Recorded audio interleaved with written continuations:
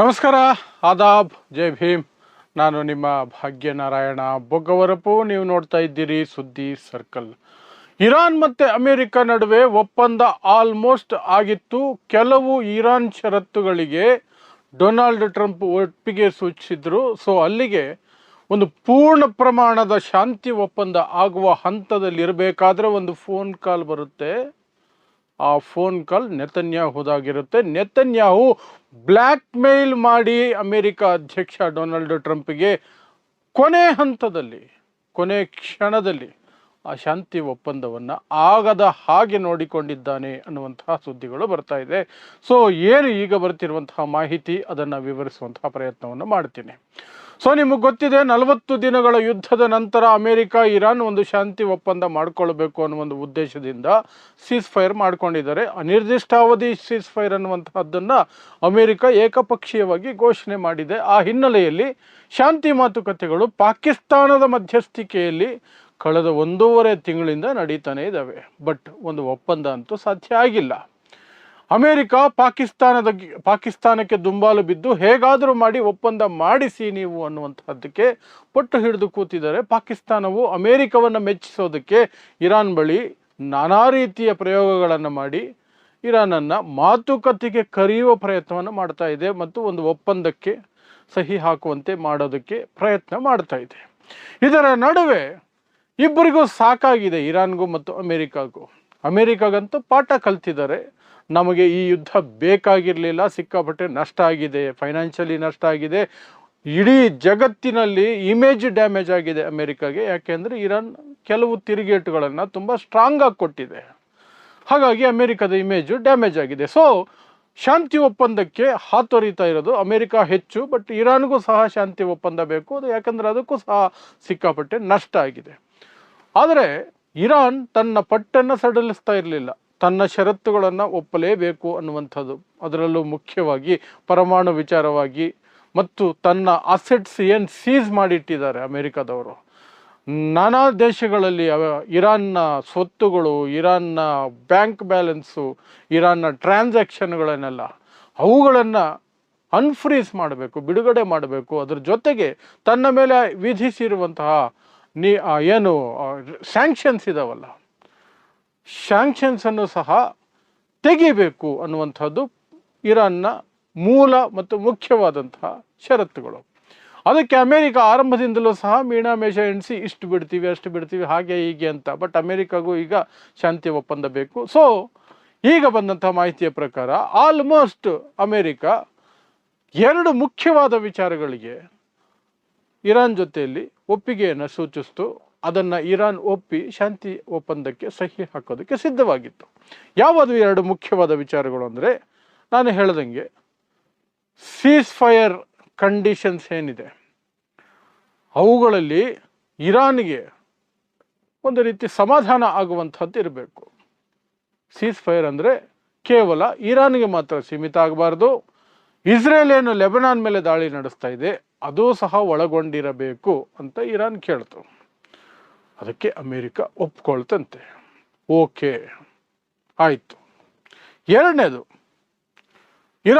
ನಾನು ಆಗಲೇ ಹೇಳ್ದಂಗೆ ಇರಾನ್ನ ಫೈನಾನ್ಷಿಯಲ್ ಅಸೆಟ್ಸ್ ಏನಿದೆಯಲ್ಲ ಅವುಗಳನ್ನು ರಿಲೀಸ್ ಮಾಡಬೇಕು. ಬ್ಯಾಂಕ್ ಅಕೌಂಟುಗಳು, ಅದರ ಸ್ವತ್ತುಗಳು ಏನೇನೋ ಇದೆ, ಬಿಲಿಯನ್ ಗಟ್ಟಲೆ ಡಾಲರ್ಸಲ್ಲಿ ಇದೆ, ಅವುಗಳನ್ನೆಲ್ಲ ಇವರು ಬಿಡುಗಡೆ ಮಾಡಬೇಕು ಅಂತ. ಅದಕ್ಕೂ ಸಹ ಅಮೆರಿಕ ಕಡೆಯಿಂದ ಓಕೆ ಆಗಿತ್ತಂತೆ. ಈ ವಿಚಾರ ನೆತನ್ಯಾಹು ಕಿವಿಗೆ ಹೋಗಿದೆ. ನೆತನ್ಯಾಹು ಸೀದಾ ಡೊನಾಲ್ಡ್ ಟ್ರಂಪ್ಗೆ ಫೋನ್ ಮಾಡಿದ್ದಾನೆ ಅನ್ನುವಂಥದ್ದು ಮಾಹಿತಿ. ಡೊನಾಲ್ಡ್ ಟ್ರಂಪ್ಗೆ ಫೋನ್ ಮಾಡಿ ಡೊನಾಲ್ಡ್ ಟ್ರಂಪ್ಗೆ ಬ್ಲ್ಯಾಕ್ ಮೇಲ್ ಮಾಡಿದ್ದಾನೆ. ಯಾವ ವಿಚಾರದಲ್ಲಿ ಬ್ಲ್ಯಾಕ್ ಮೇಲ್ ಮಾಡಿದ್ದಾನೆ? ಡೊನಾಲ್ಡ್ ಟ್ರಂಪ್ದು ರಿಪಬ್ಲಿಕನ್ ಪಾರ್ಟಿಯಲ್ಲಿ ಸಾಕಷ್ಟು ಜನ ಬಂಡವಾಳಶಾಹಿಗಳಿದ್ದಾರೆ ಮತ್ತು ಜ್ಯೂಸ್ ಇದ್ದಾರೆ. 2 ಪಕ್ಷಗಳಲ್ಲಿದ್ದಾರೆ, ಡೆಮೊಕ್ರಾಟ್ಸಲ್ಲೂ ಇದ್ದಾರೆ, ರಿಪಬ್ಲಿಕಲ್ಲೂ ಇದ್ದಾರೆ. ಬಟ್ ಟ್ರಂಪ್ ಪಕ್ಷದಲ್ಲಿ ಹೆಚ್ಚಿದ್ದಾರೆ. ಅವರ ಮೂಲಕ, ಆ ಸಂಸದರ ಮೂಲಕ ನವೆಂಬರ್ನಲ್ಲಿ ಏನು ಮಧ್ಯಂತರ ಚುನಾವಣೆ ನಡೆಯುತ್ತೆ ಅಲ್ಲಿ ಏನಾದರೂ ಗೋಲ್ಮಾಲ್ ಮಾಡಬಹುದು ಅನ್ನುವಂಥದ್ದು ಟ್ರಂಪ್ಗೆ ಹಾಕಿರುವಂತಹ ಬೆದರಿಕೆ.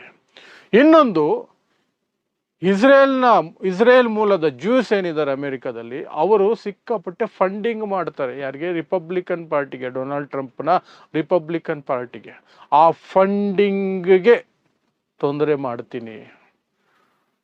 ಯಾಕೆಂದರೆ ಇರಾನ್ಗೇನಾದರೂ ನೀವು ಅಷ್ಟೆಲ್ಲ ಸಡಿಲ ಕೊಟ್ಟರೆ ನನ್ನನ್ನು ಮುಗಿಸ್ಬಿಡ್ತಾರೆ.